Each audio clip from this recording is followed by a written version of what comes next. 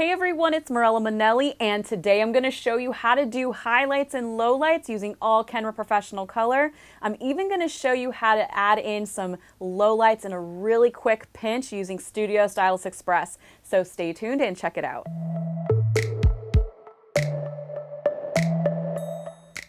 To get started on our highlight and lowlight application, I'm going to section my mannequin first. And I'm going to do this by creating a standard mohawk section and then parting the section right behind the ear and then finishing off with a V-shaped section right in the back.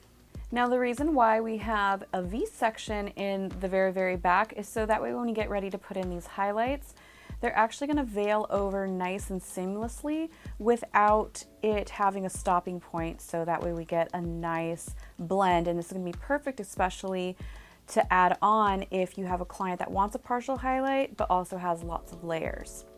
For this project, I'm going to be using Simply Blonde Blue Powder Lightener, and I'm going to be mixing this at a 1:2 mixing ratio with 20 volume developer.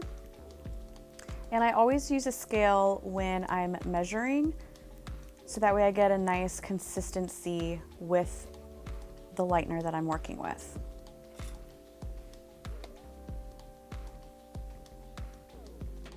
I'm starting out by applying my baby lights in the back. I do this by taking a thin slice that I can still see through and then weave out the section that I would like to highlight. The overall look that I'm trying to achieve is modern and low maintenance. I'm going to achieve this by keeping my highlights rooted and not taking the lightener all the way to the roots. I simply apply the lightener on the mids first, and while holding the ends of the hair with tension, I stroke the lightener up with my color brush in a quick, swift motion. I typically trifold my foils because it doesn't allow the lightener at the bottom to touch the rooted area, and it also helps prevent oversaturation and bleeding onto the roots.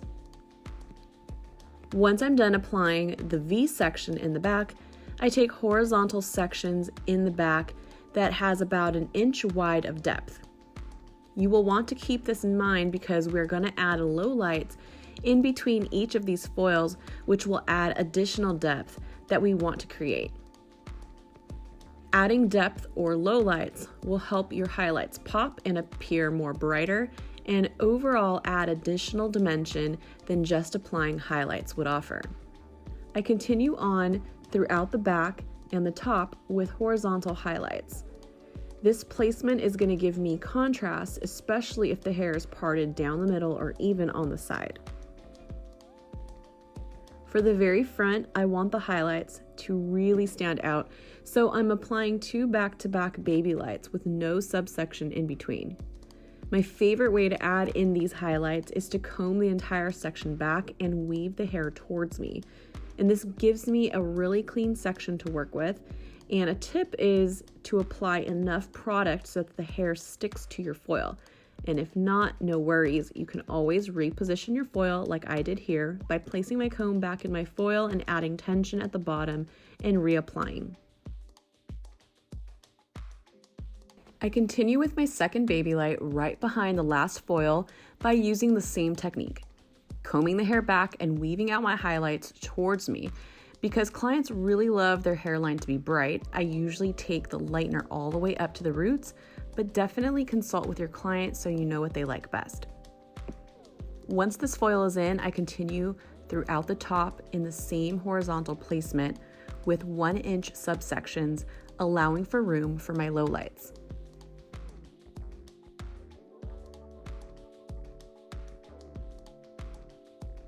For the sides, I start by baby lighting the hairline. A tip is to customize this for each client. Everyone has a unique hairline, so you may need to break this placement up into a couple foils. If you ever have trouble getting really close to the hairline, I highly suggest applying your product in the opposite direction like I did here over the ear.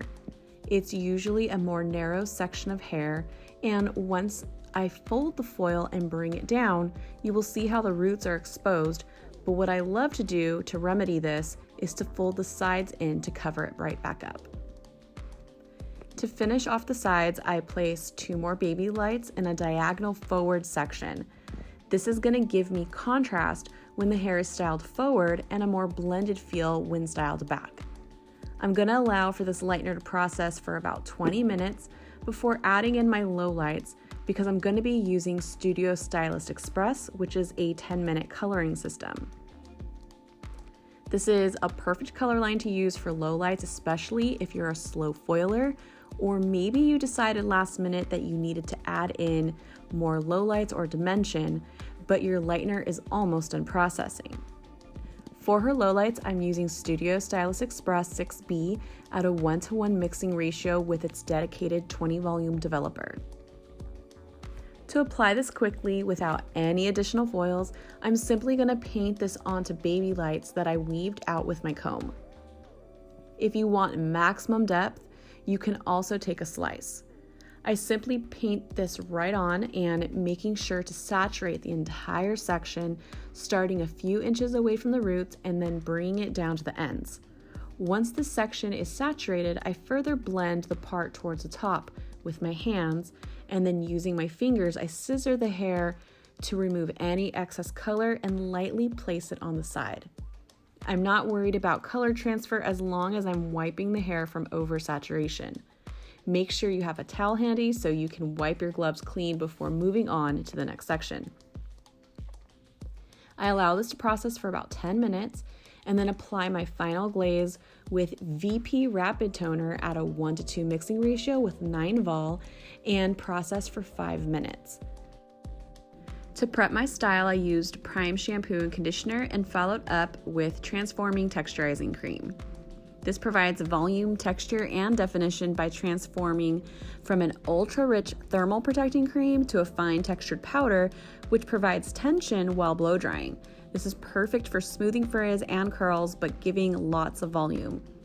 It is heat activated and it works great while blow drying with a round brush. Once the hair is 100% dry, I apply heat cast spray for a medium hold and thermal protection. This has quickly become one of my favorite products because it helps smooth the hair while holding my curls in place, and it's flexible without that crunchy feel. And as a stylist, I love that it has a clean release from my hot tools so it won't stick. Just shake, spray your section, and curl. To finish my style, I'm using dry setting spray. This is also a thermal styling spray, but I'm using it as a finishing spray since it's adjustable in its hold. Simply twist the nozzle to the right or the left, depending if you want medium or a high hold. And here's the final result on how to do highlights and lowlights using all Kenra Professional color.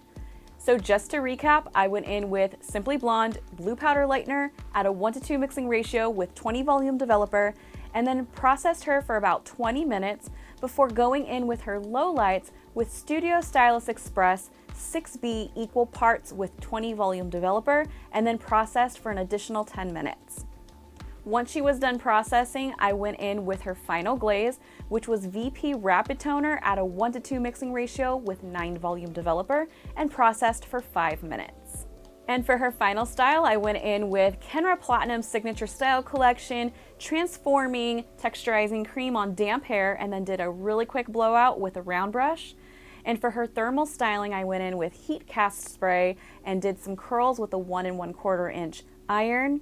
And then for her final spray, we went in with Dry Setting Spray. So I really hoped you enjoyed this hair tutorial, and if you did, give this video a thumbs up, subscribe, and I hope to see you guys next time.